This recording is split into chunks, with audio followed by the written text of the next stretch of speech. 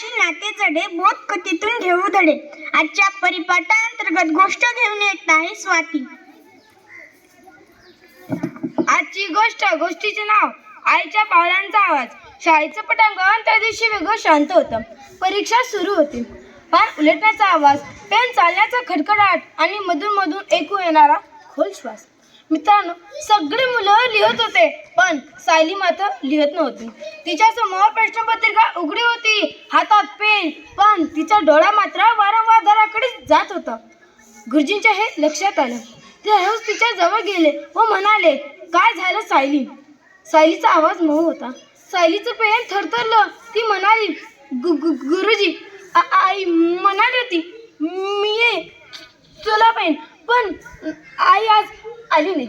तिचा आवाज अडकला. गुरुजी बोलणार इतक्यातच बाहेरून हळूच पावलांचा आवाज आला. खडखड नाही, गोंगाट नाही, फक्त ओळखीचा हळूवार पावलांचा आवाज. खिडकीतून पाहणारी तीच होती आई.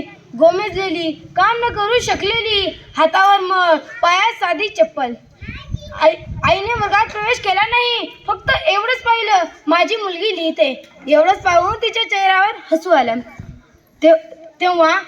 तेव्हा सायलीला तिचा आधार जाणवला.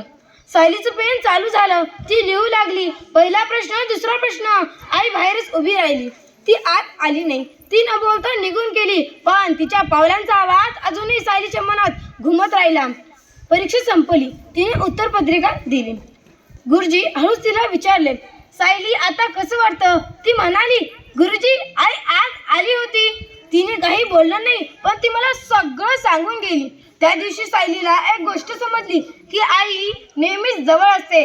कधी शब्दात, कधी स्पर्शात आणि फक्त कधी पावलांचा आवाज, फक्त कधी पावलांचा आवाज. मित्रांनो, या गोष्टीचा बोध असा होतो की आईचा आधार नेहमी शब्दात नसतो. तो अनेकदा शांत उपस्थित असतो. धन्यवाद.